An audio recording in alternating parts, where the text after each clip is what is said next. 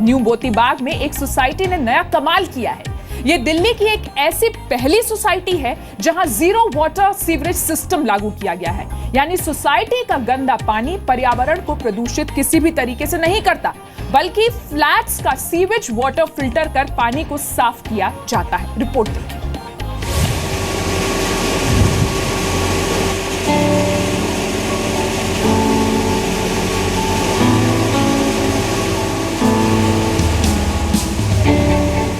ये साफ पानी सीवेज का है, क्या आप यकीन करेंगे?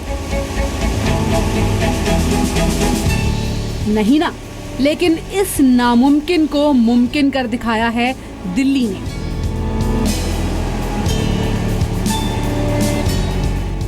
न्यू मोतीबाग में एक सोसाइटी है जिसने पानी को रिसाइकिल करने की ऐसी व्यवस्था की है जिससे सीवरेज का पानी भी फिल्टर कर लिया जाता है।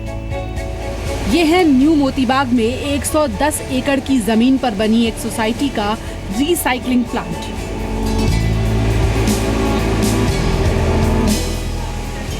पानी की रिसाइकलिंग के लिए यहाँ अद्भुत व्यवस्था की गई है। इस पानी को रिसाइकलिंग करने के बाद बागवानी जैसे कामों के लिए इस्तेमाल किया जाता है।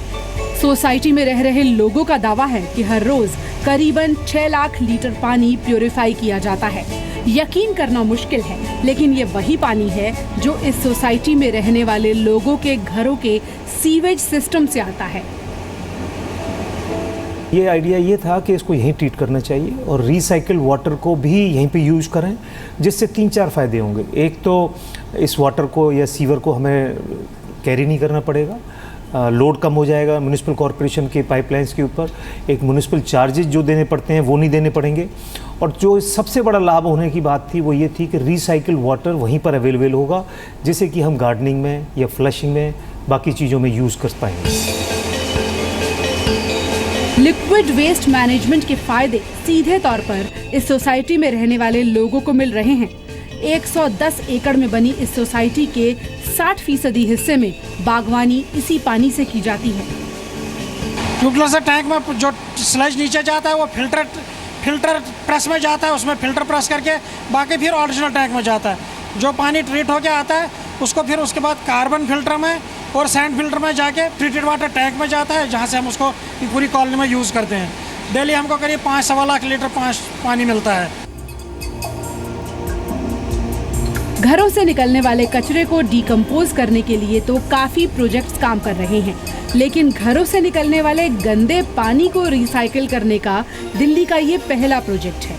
इस तरह के वाटर ट्रीटमेंट प्लांट अगर हर बड़ी सोसाइटी में लगाए जाएं, तो पर्यावरण और दूषित हो रही नदियों को काफी हद तक बचाया जा सकता है। कोई बहुत बड़े चैलेंजेस नहीं थे, एक्सेप्ट कहीं सीवर लाइन डालने में कहीं रॉक आ गई या परेशानी हुई। अदरवाइज बहुत आसान काम था और इसी की वजह से मैं कहता हूँ कि हर जगह ये इम्प्लीमेंट होना चाहिए।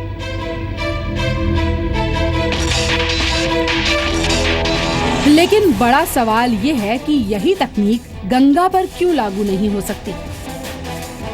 2525 किलोमीटर लंबी गंगा का 37% हिस्सा प्रदूषित है।